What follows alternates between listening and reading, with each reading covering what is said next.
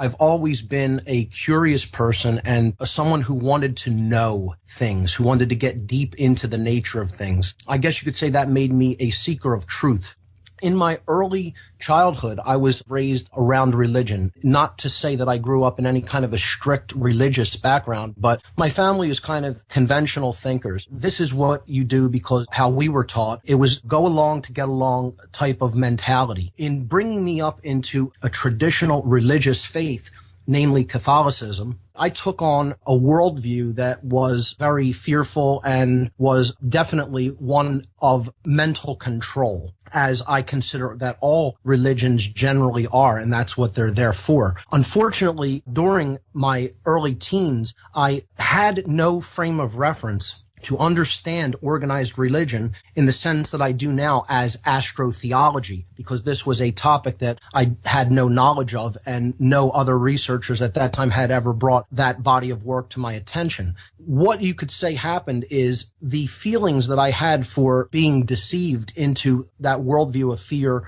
and that worldview of deception, as I considered it, is that turned to feelings of resentment and rage. In that state of emotions, I attempted to find the exact antithesis of those ideologies and worldviews. And that pushed me into looking into the world of the occult. When people hear that word, there's a lot of negative connotations that come with it, and there's a lot of misconceptions that come with it. The word occult is derived from the Latin noun oculus, meaning eye. And the word occult itself comes from the Latin verb occultare, which means hidden from sight or veiled to the eye. So all occult means is hidden from plain sight, not easily seen. something that has been obscured. And that's what this body of knowledge is. It's knowledge that has been taken out of the general circulation of humanity, and it has been held or reserved for the elect few who have access to that knowledge. I went into what would be considered the dark aspects of the occult, meaning keeping knowledge for one's selfish usages and as a power differential over other people who have been deprived of that same knowledge, because ultimately all the knowledge of the occult is about the aspects of the human psyche. It is actually knowledge of ourselves and how we function and what our primary motivations and those types of factors are within the human individual. I got involved in groups like the Church of Satan, the Church of Lucifer, the Order of the Evil Eye, among many other dark occult organizations. I was actually appointed a priest within the Church of Satan in the 1990s by Anton LaVey himself before he passed away, I believe in 1997. The worldview that I had back then was extremely dark. It was based upon controlling other people, gaining knowledge to use as influence and a mechanism of control over others, then partnering with other people in order to expand upon that knowledge and use it in a more effective way. That's what these occult organizations are about. And I call them psychological filtration centers for people who are actually psychopathic. These are the tendencies that they're looking for. People who are self-focused and don't really care about what they're doing to others. So they can groom them and bring them up into positions of power, because as I found out through working with these organizations, it's not just isolated individuals. It's people who are connected in just about every institutionalized area of modern life: politics, law, business, finance, education, medicine, you name it.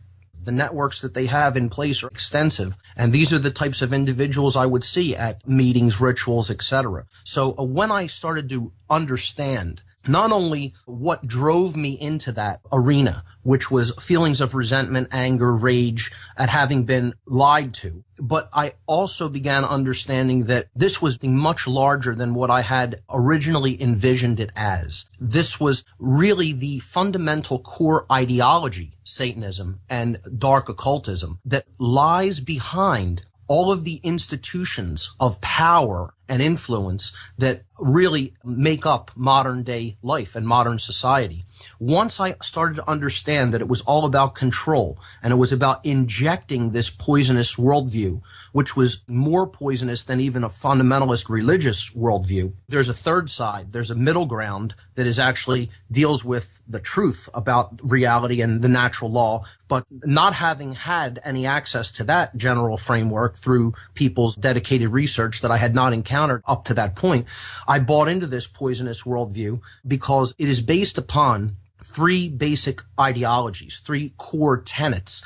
That is moral relativism, the idea that there is no such thing as right and wrong. We get to make it up based on our personal likes and preferences, and it's all relative. What's good for us is good. What's bad for us is bad. What's good for us is bad for someone else, then, hey, go for it, because it doesn't matter what happens to them. Again, it's a very psychopathic worldview. The second tenet is social Darwinism, the idea of the survival of the most ruthless, not necessarily the most humane or the most fit in consciousness, anything like that. It's just whoever can get a leg up on the other person and exploit that differential, go for it, because that's what's going to make you strong and that's what's going to make you survive. So it's that idea of self-preservation above all else, social Darwinism.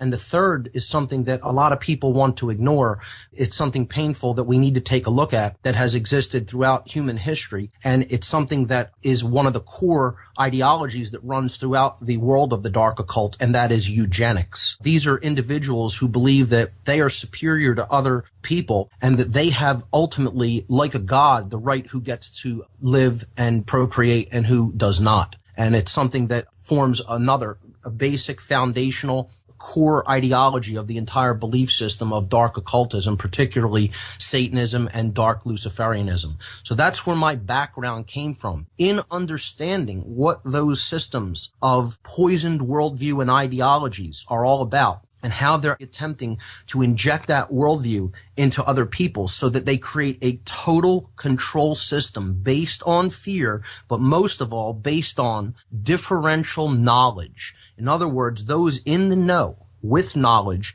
controlling other people who lack the knowledge of the human psyche and the knowledge of self, who have no frame of reference, no ability to defend themselves against these types of attacks and mind control methodologies which they use against them, because they have been kept from the knowledge that those manipulators have had all along. It's a perfect dialectic. It's dialectical mechanics, a mind control technique. You're putting forward something that is ridiculous, the worldview of modern organized religious beliefs and practices, something that people will often see through upon reaching the age of reason and understand that it's farcical and it's there to control human behavior, but most of all to control human perception, to put perception into a small box, a cubicle, and say anything outside of this little cubicle, this little box is off limits for human consumption, for human mental digestion. You don't even look there. Because after all, they're not really teachable. They're just there to be controlled and to be exploited like animals.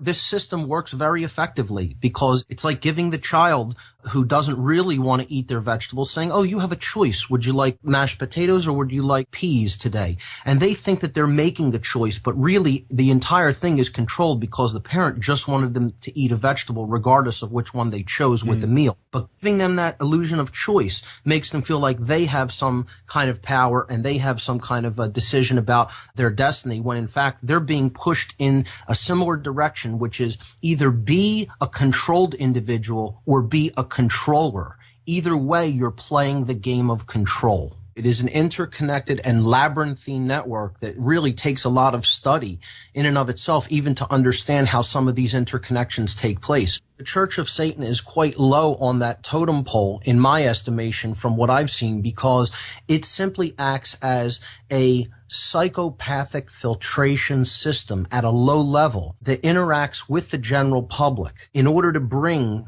individuals that they identify as psychopathic up through their ranks and groom them for inclusion in organizations and think tanks at lower levels that then feed up into what I would consider the globalist hierarchy of control. That's what the Church of Satan is actually there for. It's to find the people in society who would maybe ordinarily slip through the cracks and they would not be able to exploit and use their talents and capabilities for their ends, and then to bring them up through those ranks and to groom them for helping them conduct their agenda at a higher level. I have often been quoted as saying, until we de-occult this knowledge, in other words, until the knowledge of the occult is no longer occult, until it is brought out into the light of day, and these manipulation techniques are known, and this information has been turned into common sense knowledge, humanity will never be free.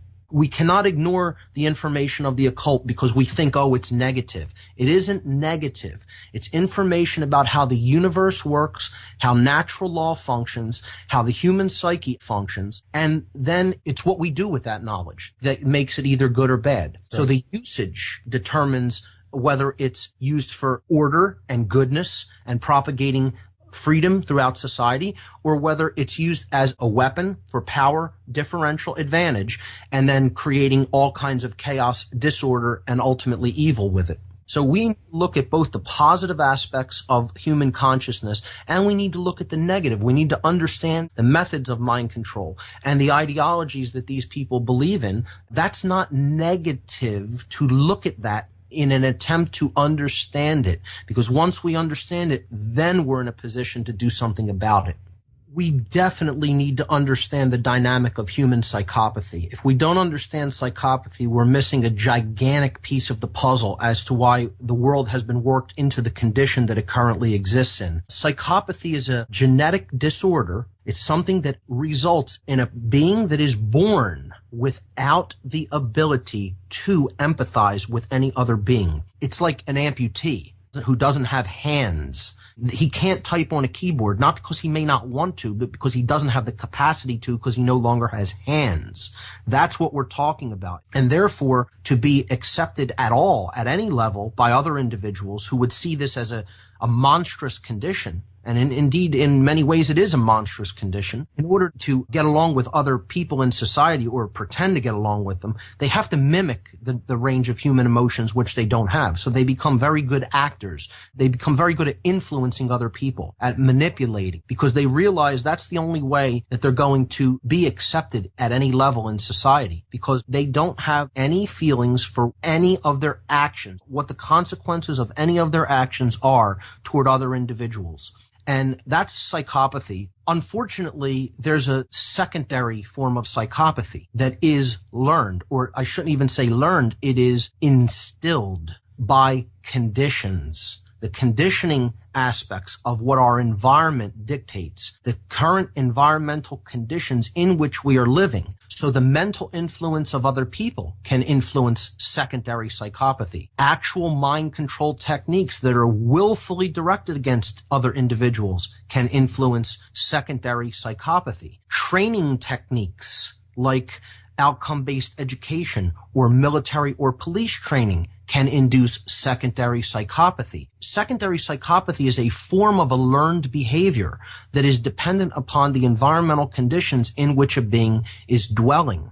And unless those conditions are changed, it's very difficult for an individual in a state of secondary psychopathy to heal the imbalances that are done to the human brain, because ultimately what this condition of secondary psychopathy does is it destabilizes the neocortical functions of the human brain, which govern compassion and reason. And therefore the person cannot engage in true logical thinking. They can't engage in any real compassion because those parts of the brain are malfunctioning. It is a form of a brain disorder. Many more people than just genetic psychopaths, we've worked ourselves into a position of not caring.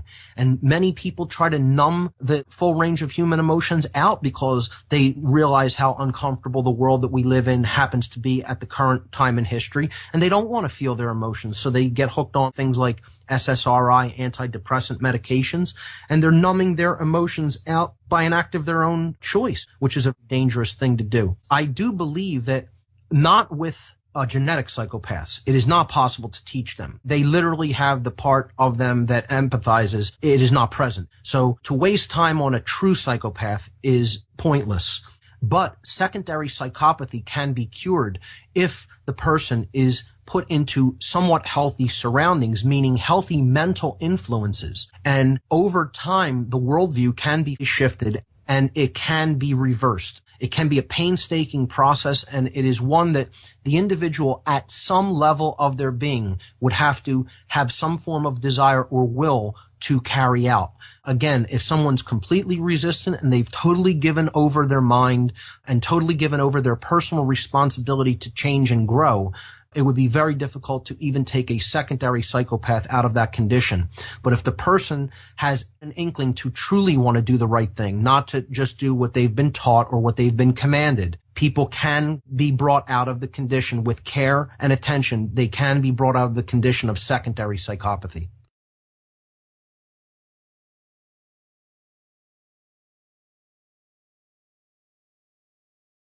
This is Jeff Bird, and you're listening to Radio Mysterium. Today we're going to look at some Illuminati movie symbolism. Let's jump right in. This is from the new Star Trek movie Into Darkness, and over Spock's shoulder there you can see the 9 embedded in the 11. You can see the 2 towers and the 9 inside, subtle 9/11 reference there. Then on a scene with a photon torpedo you can see CF6660. So there's a little embedded signature from the Illuminati right there for you. I'm not religious, but they are, and they put this in every chance they get. At the end of this movie, it said March 22nd, which is 322, which is Skull and Bones Society, and the spring solstice. They are also giving you their signature, which is a Heil with the hand up, and the single eye symbolism, which is another Illuminati giveaway. Here you'll notice the Masonic floor and the pyramids from the top view. If you look over Will Smith's shoulder there, you'll see the pyramid from the top. Also notice the black and white symbolism of the suit as well. Here you'll see those pyramids from the top again with a clock that says 9/11. Notice the paper the man is holding there from Men in Black 3. It says a control post moon. which is interesting if you think about the hollow moon theory, or possibly what Stanley Kubrick was trying to communicate in 2001: A Space Odyssey, with frequencies coming from the moon to change our perception of reality. And they included this visual from the moon to give us an example of what the dark side of the moon could look like. Yes, it's simply a top view of a baseball field, but if you look closely, you'll see the Masonic compass and rule. Men in Black 3, brought to you by the Freemasons. Here's a scene from Despicable Me, and the girl with the hat is throwing the devil horns there. Again, not coming from a religious perspective, just showing you their signature. They like to throw those 666s in there, the devil horns, and upside down crosses, and whatever they can get away with to show you that they're in charge. Here's the diamond, which is a reference to 33. A triangle is 3. Another triangle is 3. There's 33. Also, there's what looks like a G in the middle of the compass and rule, hinting at that geometry. And this is the logo they use on all of the zippers and the clothes and pretty much throughout the entire movie of Despicable Me and Despicable Me 2. Once again, it's Despicable Me, brought to you by the Freemasons. This is interesting. You can almost see a McDonald's theme here with the M and the red and the yellow on the shirt. Usually, anytime you see M or W, it's a reference to the Masons. I know a Satanist who owns a series of black houses. They're all totally blacked out, and they're in the midst of neighborhoods, just like this. So this is a reference to underground Satanism. And of course, he's trying to steal the moon in this movie, another reference to the moon. Here's another scene from Despicable Me, and of course the girl, if you look closely, is wearing an owl, which is a reference to Lilith or Semiramis, and the owl is also a subtle reference to the Bohemian Grove and the rituals of sacrifice that take place there. Here's a short scene from Iron Man 3, and who does that look like? Yep, and the plot is about a terrorist who is really a phony and an agent or just an actor, and he's working for the system. Iron Man 3 also has a great deal of symbolism and predictive programming around mind control and drones as well. Then also this shot right here that says MK42. Not only is 42 a very occult number, but you see the ever-present MK, which refers to mind control, K being the German K. But the more recognizable reference here is MK Ultra. You can see another MK reference here with a machine that looks like a mind control machine, and you see the letters MK right there. And here's the main character of the movie Epic, and her name is MK, Mary Catherine, but she goes by MK, and they make a point of that over and over in the film. If you look closely, you'll also see an owl, a reference to Bohemian Grove and the Semiramis figure, and also a butterfly, which is referencing Monarch programming and MK Ultra. And these are unicorns, I'll give you that. But even for unicorns, that's pretty scantily dressed right there for a kid's show. Interesting. And then there's an apple, the universal symbol of temptation, on the desk there. Notice he's making the 666 with his fingers. This is also a reference to mind control and a trigger, a well-known trigger for mind control and hypnosis. And if it happened once in the film, you might think, okay, literally. But you'll see it here again, and again, and again. A little more subtle version here. And here's the same character making a not-so-subtle reference to the Illuminati here, flashing what amounts to an Illuminati gang sign here. And this is interesting. Here's the supposed good guy, but ends up being a bad guy. You'll see a vest that looks like a beehive once again, and he's pointing to it and saying, submit. So a little bit of hypnosis there for you in your kids' movie. Family friendly, right? And by the way, the beehive is a universal symbol pointing to hierarchy and the elite, basically laughing at the worker bees. It's also represented by hexagrams. And here's another scene from Partly Cloudy Chance of Meatballs 2, and you're seeing the whole plot about genetically modified food. A very universal trigger is the rainbow, especially the Wizard of Oz symbology. You have 4 rainbows here. Now here's a whistleblowing element showing the people how to interpret and read hidden symbols actually within the film itself. This is showing backward masking, which is another technique they use all the time. Words written backwards or anagrams. In this case, you'll see a man discovering that the logo for this Apple-like company is live. And then if you turn it around, it's evil. So they're actually showing you. Here's a scene from The Dark Knight Rises, and you'll see a very Masonic numerology there, 1133. 11 being the two towers of Joachim and Boaz, or a reference to 9/11 and those two towers, and then 33, a reference to the 33rd degree of Freemasonry. And this was the last tick on the clock before the scene ended. So it was the prominent numbers that they wanted you to see. Another scene from Batman. This is even more provocative. You'll see Sandy Hook and the words strike zone. And this is a map of Gotham, but with all the shootings referencing the Joker and even the Boston Marathon bombing that references Joe Carr. You'll see a lot of Batman and Dark Knight symbolism in these false flag events. This is Monster High, which is an extremely Illuminati mind control cartoon that is targeted toward young women. Here's another example of the dollification of young women. Here's a picture from Monsters High, and it looks like an Eyes Wide Shut party, veritably.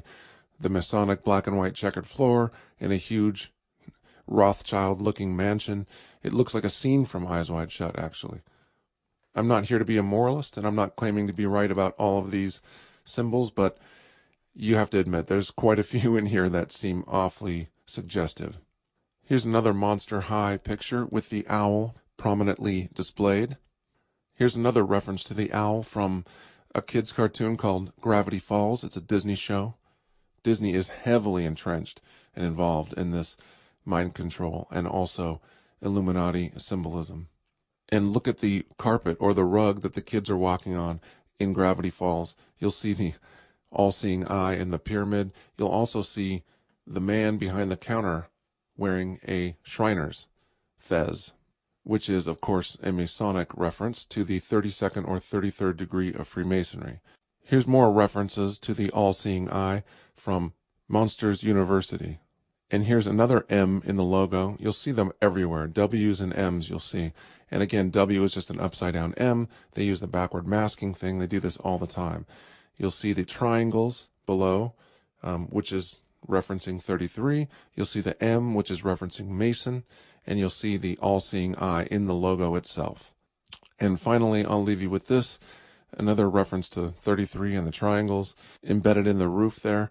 And you'll see we scare because we care, which is also an allusion to the fact that they use fear as their greatest control. Ordo ab chaos, which is order out of chaos.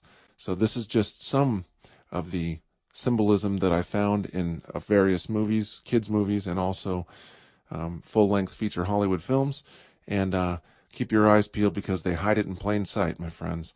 This is Jeff Bird with Radio Mysterium.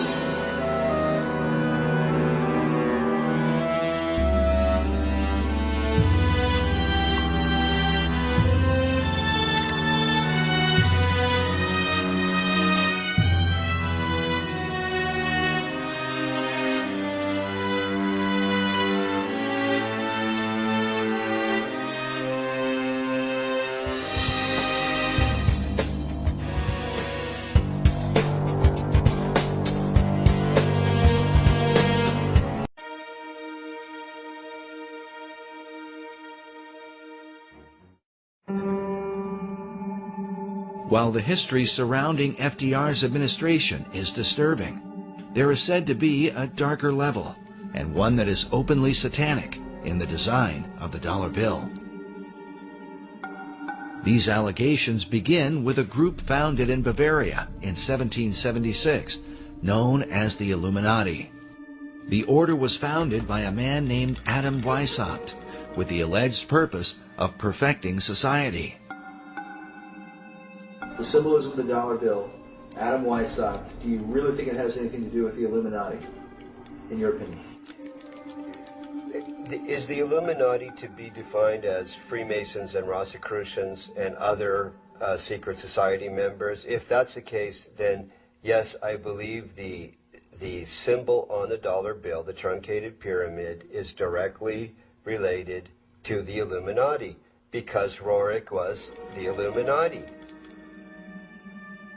In the 18th century, the original order was thought to have a bloodthirsty agenda, and it was believed that they secretly worshiped Lucifer.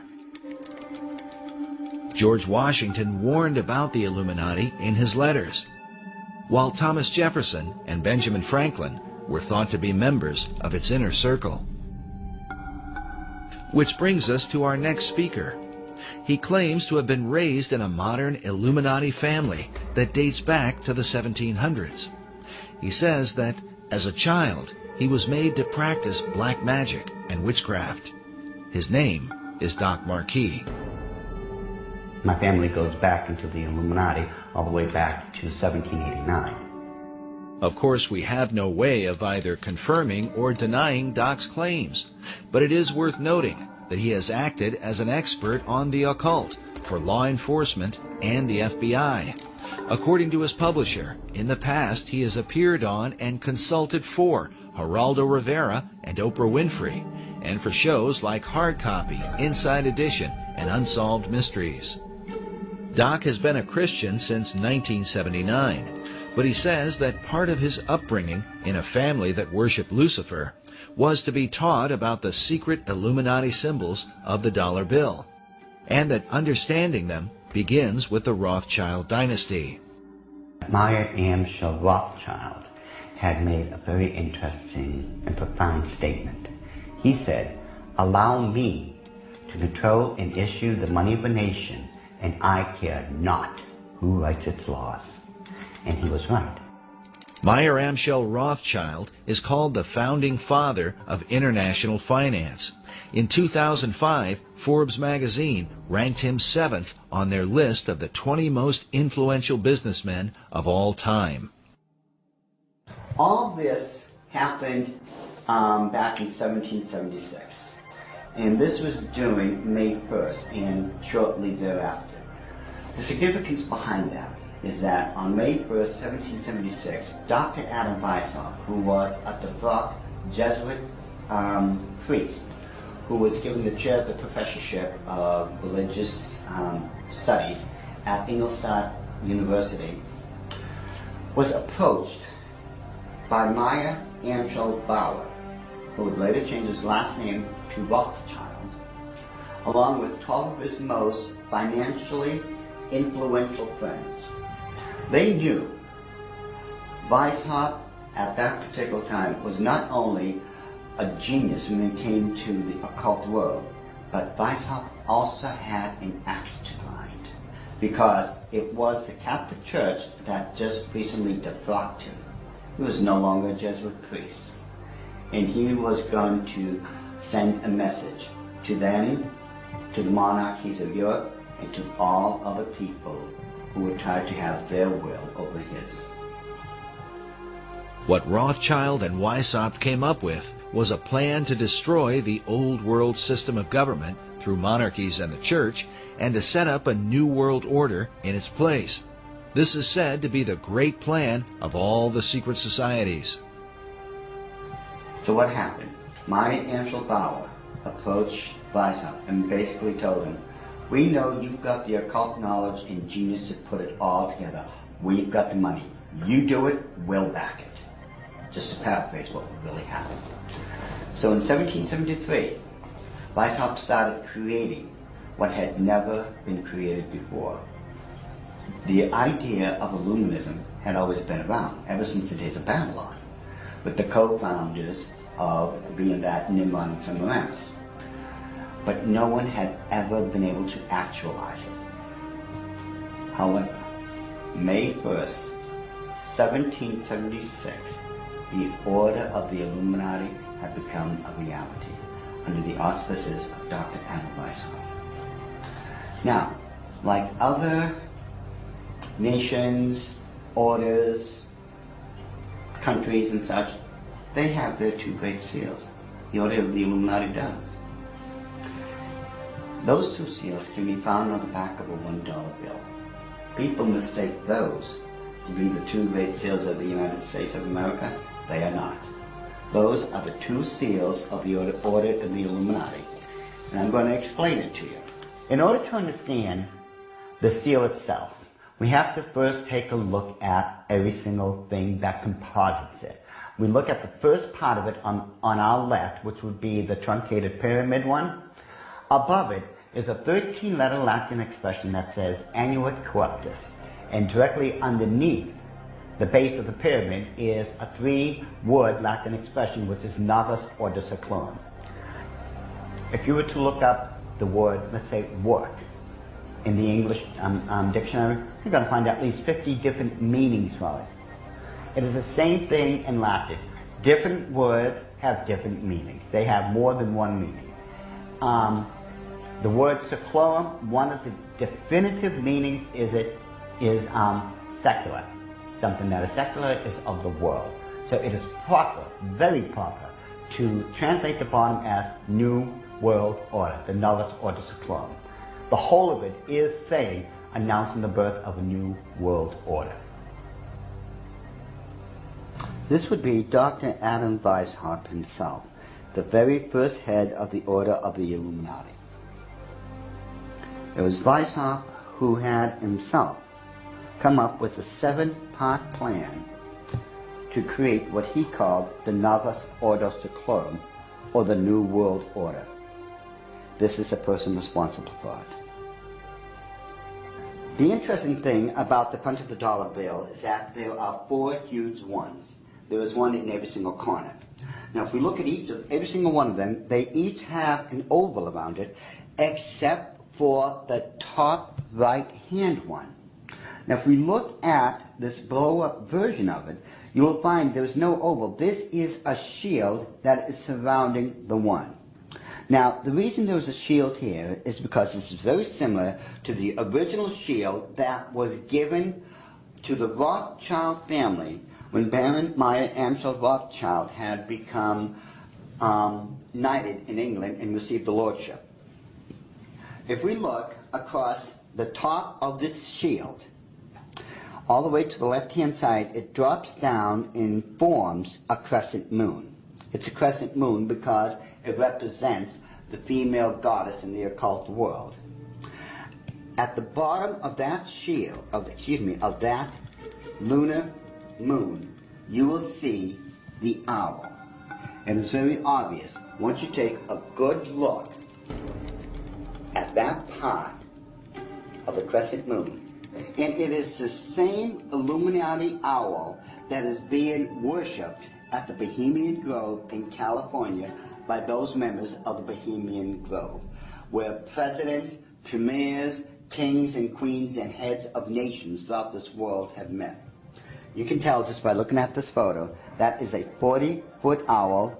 It is made out of oak, and that the worshippers are surrounding that fire pit around that altar, which is easily reflected in the lake around them.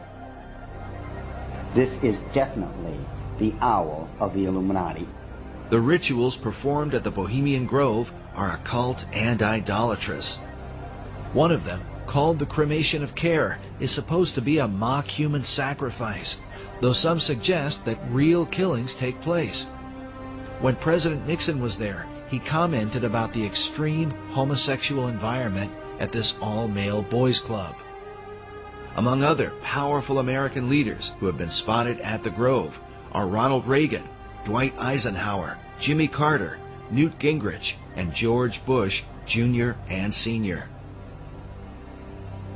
Now, when we take a look at the O, it is actually, occultically speaking, the shape of the Ouroboros, the snake that's going around in a circle, devouring itself. This O is actually the eye in this lady's face that they want to look at. This is the O. Now, what's in the center of this O? You take a good look. It is the exact same owl of the Illuminati that we saw on the back of the $1 bill. So the question then becomes, who owns L'Oreal?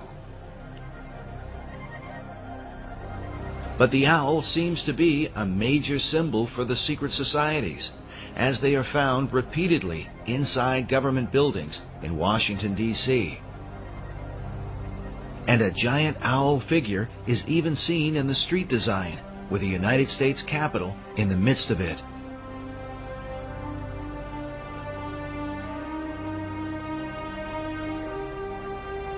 Now the Druids from the Gaelic means, Druid means men of oak.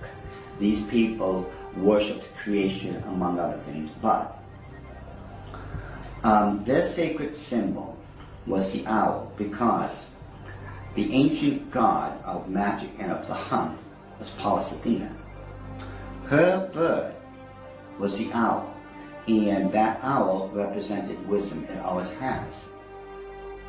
Pallas Athena was also the goddess figure who was said to inspire Sir Francis Bacon. But now look at this owl seal at the Bohemian Grove, where it says, "Weaving spiders come not here."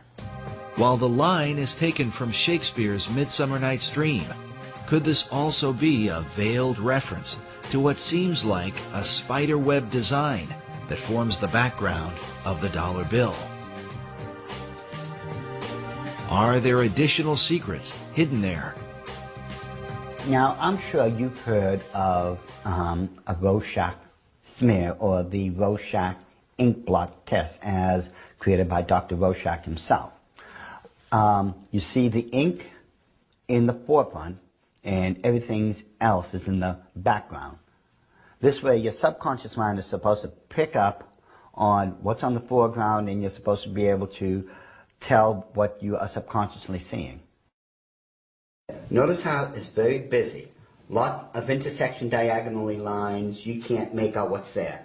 But let's get rid of the background noise, get rid of all the diagonal lines that doesn't belong there, and let's reverse the principle of Rorschach and take what's in the background and bring it to the forefront and see what's there. Because once we do that, we find out it's quite obvious that there is another Illuminati owl, and that it is perched on something that looks like an arrow. That is what they don't want you to see. Once you see this owl here and compare it to the other one on the left-hand side of it, it becomes very obvious that this is an owl. You can now begin to distinguish beyond all that busy signals and such that they don't want you to look through. Yet, they place there in honor of their totem bird, the Owl of Wisdom, which is the totem bird because their god, Lucifer, was supposed to have been the wisest of all of God's creation. Wisdom of Lucifer, wisdom into the bird, wisdom into the word Illuminati. Therefore, the chain of wisdom is followed all the way through. All right, now, did they teach you this in the Illuminati? Yes.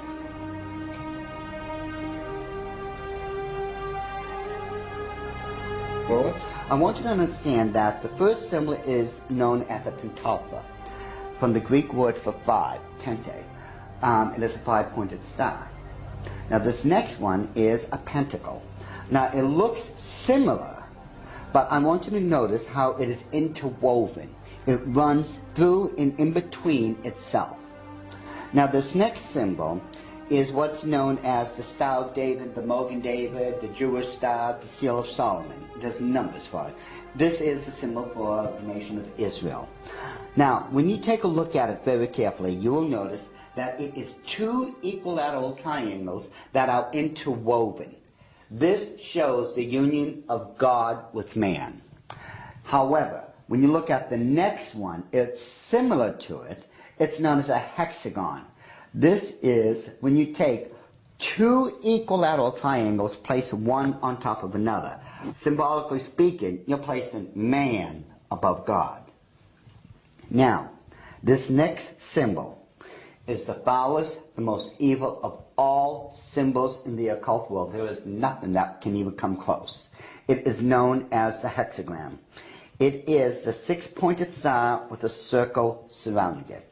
It is this symbol that must be used during high ceremonial magic or high ceremonial witchcraft when you are summoning up demons to this plane of existence. The use of the hexagram is said by Doc to be very symbolic and seems to represent the occult concept of a Christ figure, just as the Maitreya was for Nicholas Roerich and Henry Wallace. But what Christ do they mean? Doc believes the pattern of hexagrams in the design of the dollar bill provides the clue.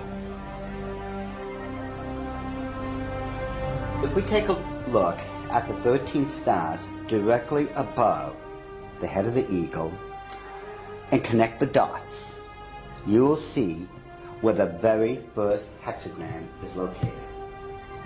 And if you notice that surrounding the hexagram is the 28 guidelines that make a circle. Now, inside every single point, the 6 points, is a star. There are 6 of them. They surround now the 7 stars. Remember, 6 is the number of man, 7 is the number of God. Now, it is man that is surrounding God or is placed above God. If what Doc is saying is true, this could represent the person the Bible calls the man of sin, who opposes and exalts himself above all that is called God or that is worshipped. Doc's interpretation seems to also fit the worship of Lucifer, for in the Bible, Lucifer declares that he will exalt his throne above the stars of God. Next, Doc claims a second hexagram can be found by connecting the various points where the much talked about number 13 is represented. And don't try to tell me it's the 13 colonies. There are 13 stars above the eagle's head, 13 stripes in the shield, 13 leaves on the olive branch, 13 arrows in the eagle's talon, and then 13 letters in the phrase E pluribus unum, which makes for 2 points on either side of the eagle's head, for the 6 points total of the hexagram. If we take a close look at the same seal and connect all the 13 together, just like we did when we were kids, when we were playing that game, connect the dots. Once we connect all the 13s, it becomes very apparent where the second hexagram can be found. In this one, which is very obvious, already comes with a circle around it.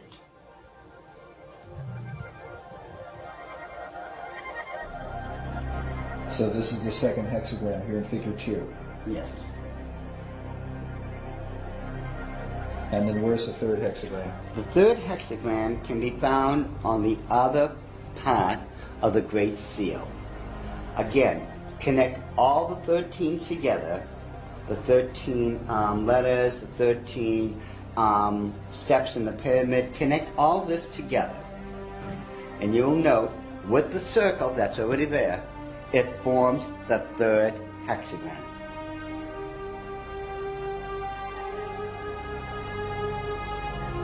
In other words, a 6, a 6, and a 6.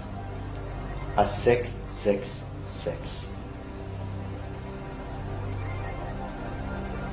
Doc has deciphered a code that, if there, would glorify Lucifer's Messiah, whom the Bible calls the beast or Antichrist. In the book of Revelation, it reads, "Here is wisdom.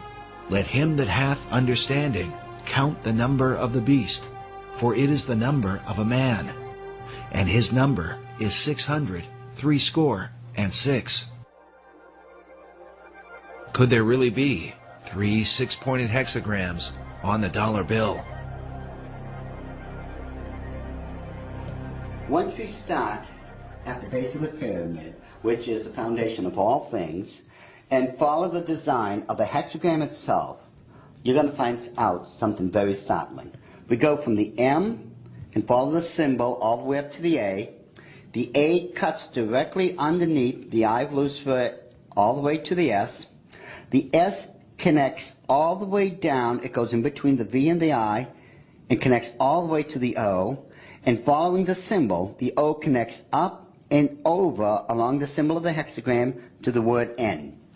In perfect sequence, it's M-A-S-O-N, Mason. It's not what a lot of other people have espoused, that the symbol connects down to the M in Seclorum and that the word is an anagram or something like that. Those people who are doing that obviously don't know what they're talking about, or they don't know how to plagiarize me correctly. Because the order of the Illuminati have stated and always will state, this is perfectly spelled out to be M-A-S-O-N, Mason. This points conclusively that the Masons have been involved in the order of the Illuminati. This was back during the Council of Wilhelmsbad, which would have been July 16, 1782.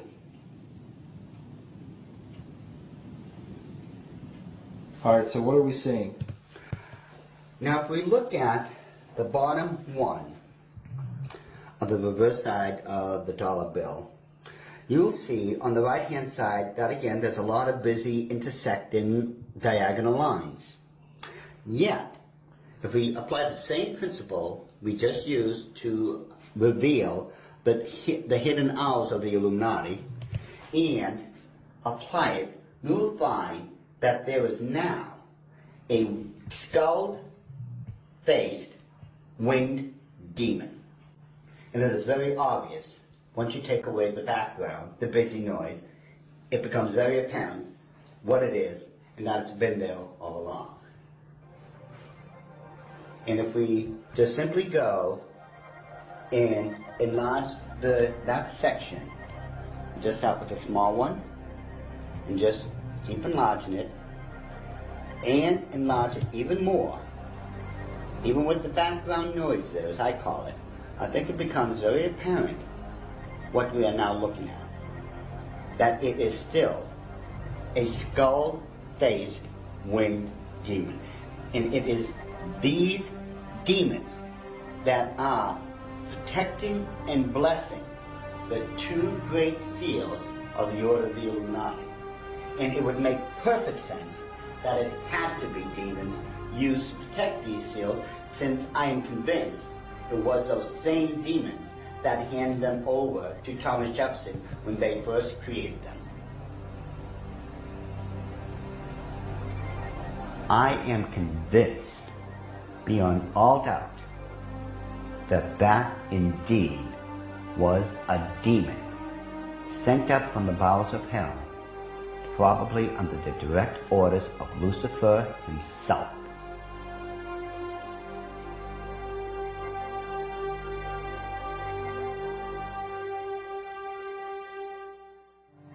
Doc Marquis makes it clear that he is no longer involved in the occult, and that since becoming a Christian, he has dedicated himself to warning others about the activities of the secret societies that worship Lucifer.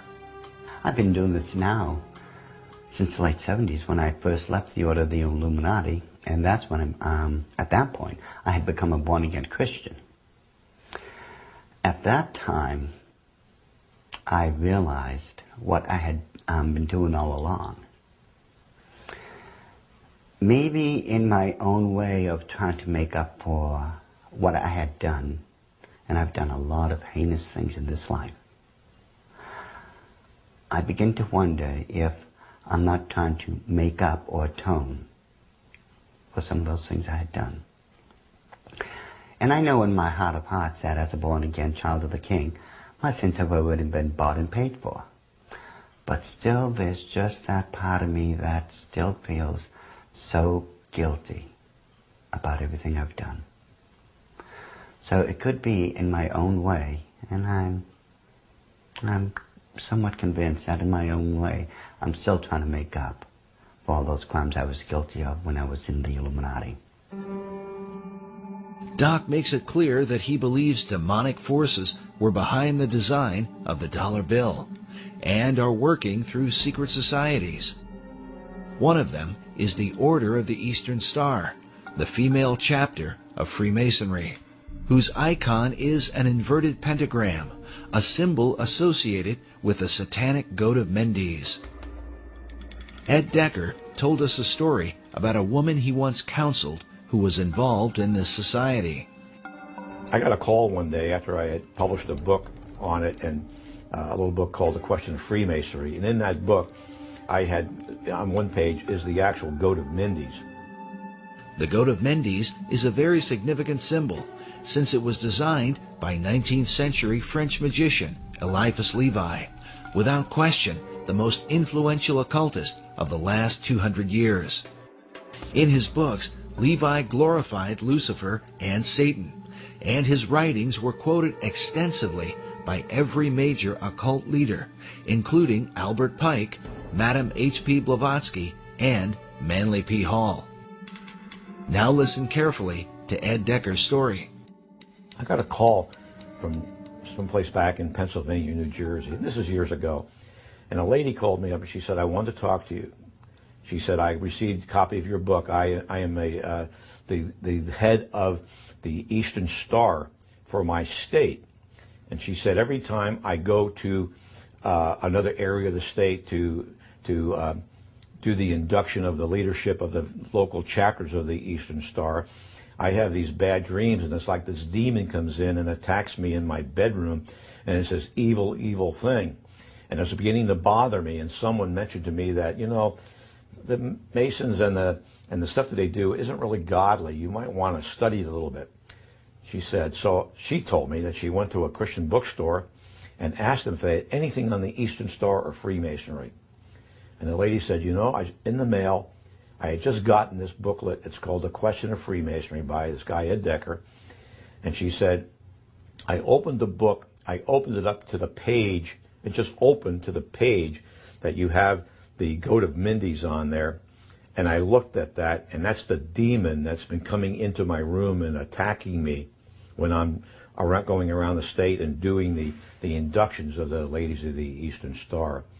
She said, I ran down 3 blocks to my husband's office, left my car right in the parking lot of the Christian bookstore, ran down there, got my husband out of his, I think he was an insurance agent or something, and said, look at this. They left there, went home, read the book, got on their knees, confessed it as sin, renounced it, and had that thing taken off their back. And from that time on, all that heaviness left her. When it went away, it just moved off her entire spirit. It was a spirit of darkness and evil. And it was the goat of Mendes, the same thing that's on the Medal of Honor, the same thing that's built into the Capitol and the Mall and the White House, built in there. It's the same evil spirit.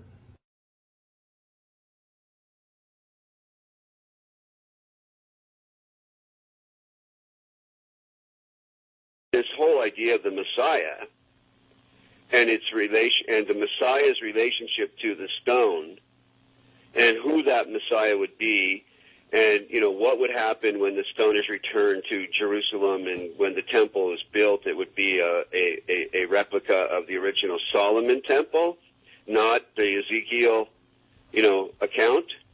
Which is what most Jews believe, the Ezekiel account. No Jews believe that the Solomon's temple is going to be rebuilt in that architectural style. But the Masons believe, if I understand them right, that when that stone finds its way to Jerusalem, it's one of the last items necessary, and that there are certain rabbinical orders that I've met today that are anticipating its return. once it returns, then they proceed with a blueprint to take the Temple Mount and put up what they consider to be the final temple that Ezekiel described.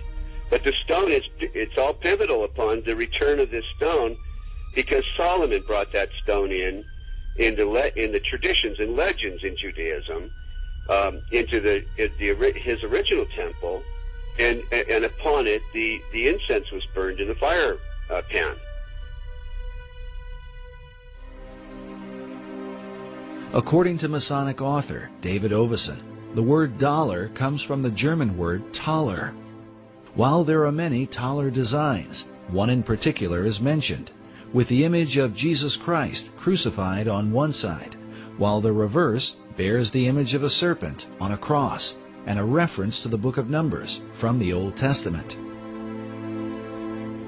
In this account, the children of Israel had complained against God. The scripture says, "And the Lord sent fiery serpents among the people, and they bit the people, and much of the people of Israel died." When they repented, God commanded Moses to erect a bronze serpent upon a pole, saying that everyone that is bitten, when he looketh upon it, shall live. In the New Testament, Jesus made reference to the bronze serpent as a picture of his crucifixion. He said, "As Moses lifted up the serpent in the wilderness, even so must the Son of Man be lifted up, that whosoever believeth in him should not perish, but have eternal life." Some believe that the serpent cross is the original inspiration for the American dollar sign today. While the image of the bronze serpent holds a very particular meaning for Christianity, David Oveson explains that Kabbalists and alchemists find an interesting parallel in the Hebrew gematria. The Hebrew word for the serpent of Moses is Nakash, which means the shining one. The numerical gematria for Nakash is 358. This is also the numerical equivalent for the Hebrew word Mashiach, or Messiah. Oveson claims that these numerical equivalents allowed magicians to draw a connection between the brazen or bronze serpent and the Messiah. But exactly what Messiah do they mean? The phrase e pluribus unum, or out of many, one, appears in the banner held in the mouth of the American eagle. The word one appears a total of 7 times on the dollar bill. Oveson writes, "In magical numerology, the number 7 is regarded with a special veneration. Certain texts that deal with the meanings of numbers insist that 7 stands for the complete temple." The temple he refers to is the ancient temple of God, built by King Solomon in the city of Jerusalem. Oveson goes on to say that the concept of a complete temple is symbolized by the unfinished pyramid of the Great Seal, where the symbol of a Messiah figure is also shown with the all-seeing eye, representing the capstone that will one day complete the pyramid. In other words, when the Messiah emerges, then will the temple be complete. But just who this Messiah will be is the subject of intense debate, and the clues to his identity are said to be related to the temple itself. The site of Solomon's original temple at the Temple Mount in Jerusalem is still considered a sacred and holy place. Buildings are sacred in religions. Religious buildings are sacred. So Solomon's temple is sacred. The Knights Templar were specifically named in reference to this ancient site. They were known as the Poor Knights of Christ and of the Temple of Solomon. The Knights Templar lived on the Temple Mount. Today, the Temple Mount has on it the Dome of the Rock and Al-Aqsa Mosque. The Knights Templar had their headquarters in Al-Aqsa Mosque when they were there. So the association between this arcane direction and tradition in Europe with the Knights Templar and the temple of the Temple Mount is direct. The sacred nature of the temple was handed down from the Templars to the Freemasons, who are said to have originated from the ancient knights. Masonic philosopher Albert Pike wrote that every Masonic lodge is a temple of religion. Another Masonic philosopher, Albert Mackey, wrote that of all the objects which constitute the Masonic science of symbolism, the most important, the most cherished by the Mason, and by far the most significant, is the Temple of Jerusalem. The spiritualizing of the temple is the first, the most prominent, and the most pervading of all the symbols of Freemasonry. Take from Freemasonry its dependence on the temple, and the system itself would at once decay and die. According to David Oveson, who is himself a Freemason, the dream of a rebuilt temple in Jerusalem is the true symbolism of the unfinished pyramid on the back of the dollar bill. But is it merely a coincidence that these symbols would end up on the foundation of America's currency? Is there a further connection with Solomon's Temple and the mysterious Knights Templar? The Templars were there on the Mount. They lived on the Mount. So they were living a dream. And the dream is the same dream Christopher Columbus had and wrote about extensively in returning to Jerusalem with the gold from the Americas to build the temple. Was this the true purpose of Columbus's voyage, to finance the rebuilding of Solomon's Temple? And was this desire handed down from the Templars to Columbus to modern Masonry? As we have shown before, the ships of Columbus sailed with a red cross on a white background, the symbol of the Knights Templar. But despite the interest of Templars and Freemasons, the original temple begins with the Jewish people. The temple was critical to Judaism. It was the heart of Judaism. The first Jewish temple, built by King Solomon, was destroyed by the Babylonians in 587 BC. The temple became a necessity for the existence of Judaism. So when it was destroyed, the longing for another temple in the Babylonian exile was, primary. The foundation for a second temple was laid by Zerubbabel when the first Jews returned from their captivity in ancient Babylon. First thing, when Jews are able to return, they build a temple. There's Zerubbabel and Ezra and Nehemiah come together. There's a temple built. It's added onto over the centuries until you end up with Herod's temple. This second temple was in existence during the time of Christ and the apostles. But it would also be destroyed, a terrible event that Jesus himself had prophesied. The scripture says that the disciples came to show Jesus the buildings of the temple, and Jesus said unto them, See ye not all of these things? Verily I say unto you, there shall not be left here one stone upon another that shall not be thrown down. And when ye shall see Jerusalem compassed with armies, then know that its desolation is nigh. And so it came to pass that the second temple was destroyed with the fall of Jerusalem in 70 A.D. Yet in the aftermath of its terrible destruction would emerge the dream for a third temple, and what some believe will be the final temple of all time. This arcane connection to Freemasonry has its roots in the longing for the temple, the longing for the final temple, for the ultimate temple where Hagoyim, where non-Jews pray with Jews, as the old books, the last old books of the Old Testament predict will happen. When does that temple get built? The idea of a final temple is shared both by Jewish leaders and the Freemasons. Yet the two groups disagree on exactly what the final temple would be. There is a common history here and a common longing. They'll never end up with the same temple. Jewish wishes for the final temple really don't resemble what Masons want to have built on the Temple Mount, which is a replica of Solomon's temple. With their mysterious rituals and secret practices, the Masons are often accused of intoxicating the world, making it drunk with ideas of a new age and a new world order, all of which are engineered toward the fulfillment of the new Atlantis envisioned by Sir Francis Bacon. Could it be that this is what lies behind the concept of a third and final temple? It, to me, makes perfect sense that the new Atlantis, as understood in the Baconian tradition, involves the final temple, the spiritual headquarters, if you will, of the new Atlantis.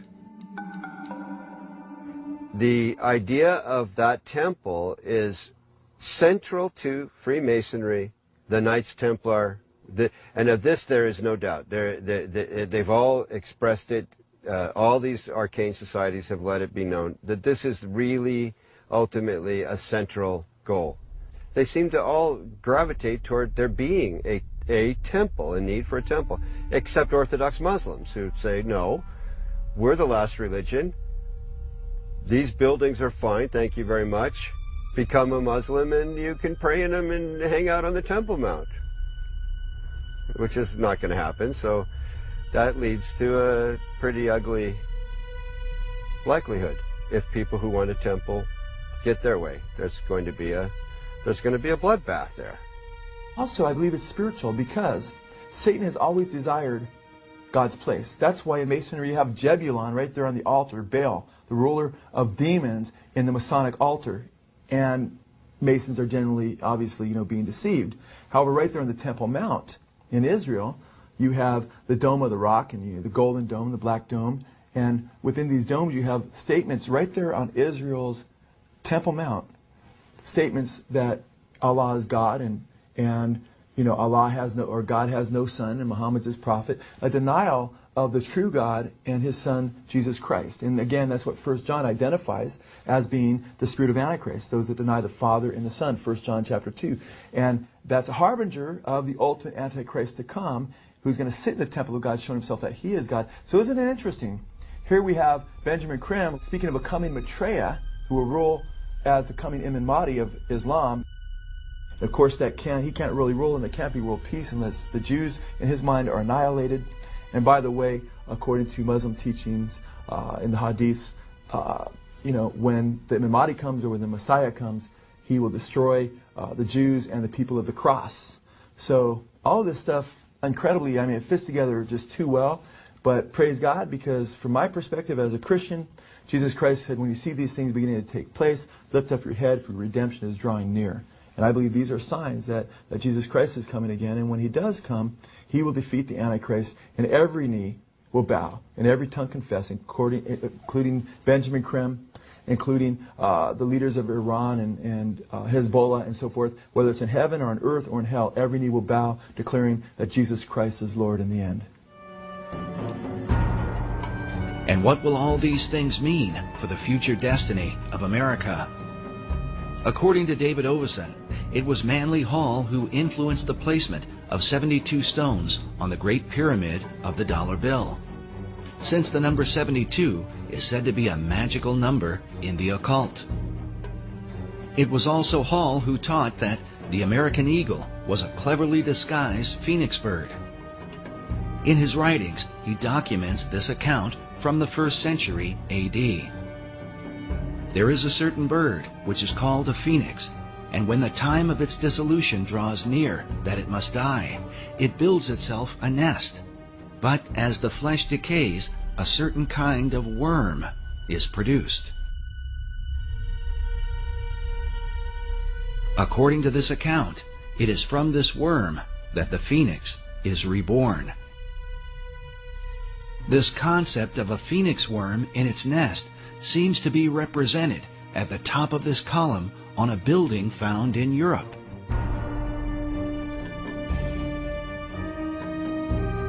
But in Washington, D.C., up at the tops of the 72 columns of the National Archives building, we find nearly identical carvings,